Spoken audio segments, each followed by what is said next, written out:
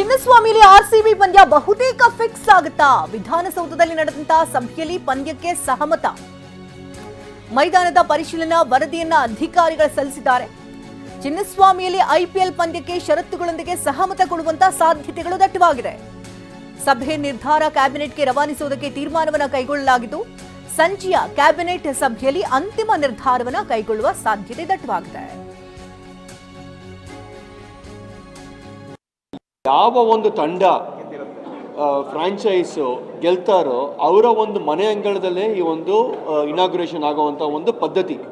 So ಹಾಗಾಗಿ ನಮ್ಮ Bengaluru franchise ಗೆದ್ದಿರೋ ಕಾರಣದಿಂದ ಹೋದ ವರ್ಷ, ಸೊ ಈವಾಗಲೂ ಕೂಡ ಈ ಒಂದು ವರ್ಷ ಇನಾಗ್ರೇಷನ್ ಇಲ್ಲೇ ಆಗಬೇಕು, ನಮ್ಮ ಚಿನ್ನಸ್ವಾಮಿ ಸ್ಟೇಡಿಯಂ ಐಕಾನಿಕ್ ಸ್ಟೇಡಿಯಂನಲ್ಲಿ ಆಗಬೇಕು ಅನ್ನೋ ಒಂದು ಇಚ್ಛೆ ನಮಗೆಲ್ಲರಿಗೂ.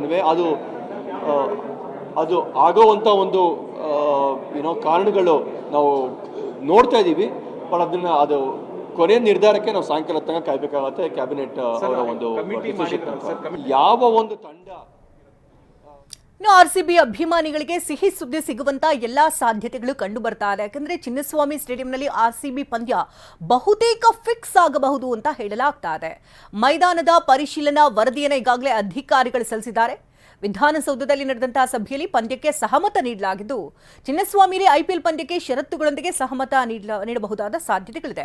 ಇನ್ನು ಸಭೆ ನಿರ್ಧಾರ ಕ್ಯಾಬಿನೆಟ್ಗೆ ರವಾನಿಸುವುದಕ್ಕೆ ತೀರ್ಮಾನವನ್ನು ಕೈಗೊಳ್ಳಲಾಗಿದೆ.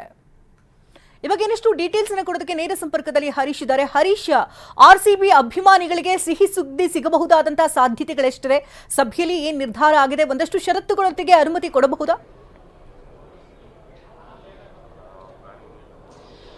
ಹೌದು ಶಕುಂತಲಾ, ಈ ಒಂದಿನ ಸಭೆಯಲ್ಲಿ ಇದೇ ರೀತಿಯಂತ ನಿರ್ಧಾರವನ್ನು ತೆಗೆದುಕೊಳ್ಳಲಾಗಿದೆ. ಷರತ್ತುಬದ್ಧ ಅನುಮತಿಗೆ ಇವತ್ತಿನ ಸಭೆ ಒಪ್ಪಿಗೆಯನ್ನು ನೀಡಲಾಗಿದೆ.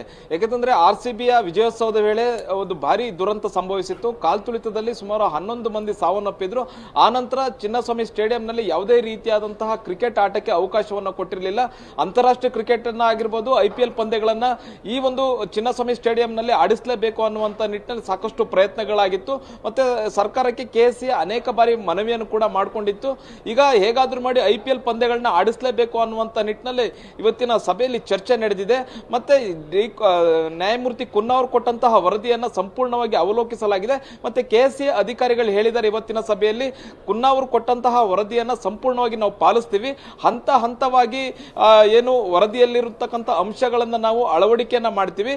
ಐಪಿಎಲ್ ಇನಾಗ್ರೇಷನ್ ಫಂಕ್ಷನ್ ಏನ್ ನಡೆಯುತ್ತೆ, ಆ ಒಂದು ಪಂದ್ಯದ ಒಳಗಾಗಿ ಮೊದಲ ಹಂತದ ಶಿಫಾರಸುಗಳನ್ನು ನಾವು ಪೂರ್ಣಗೊಳಿಸ್ತೀವಿ ಅನ್ನುವಂಥ ಭರವಸೆಯನ್ನು ಕೊಟ್ಟಿದ್ದಾರೆ.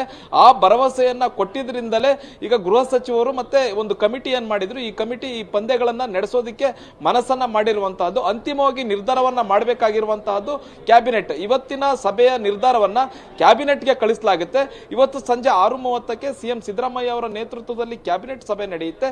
ಕ್ಯಾಬಿನೆಟ್ ಸಭೆಯಲ್ಲಿ ಒಂದು ಅಂತಿಮ ನಿರ್ಧಾರವನ್ನು ತೆಗೆದುಕೊಳ್ಳಲಾಗುತ್ತೆ. ಅಂದ್ರೆ ಚಿನ್ನಸ್ವಾಮಿ ಸ್ಟೇಡಿಯಂನಲ್ಲಿ ಪಂದ್ಯಗಳನ್ನ ಆಯೋಜಿಸಬೇಕೋ ಬೇಡವಾ ಅನ್ನುವಂತಹ ನಿರ್ಧಾರ ಸಿಎಂ ಸಿದ್ದರಾಮಯ್ಯ ಅವರ ನೇತೃತ್ವದ ಕ್ಯಾಬಿನೆಟ್ ನಿರ್ಧಾರವನ್ನ ಮಾಡುತ್ತೆ. ಶಕುಂತಲಾ, ಧನ್ಯವಾದ ಹರೀಶ್ ತಮ್ಮಲ ಅಪ್ಡೇಟ್ಸ್ಗಾಗಿ.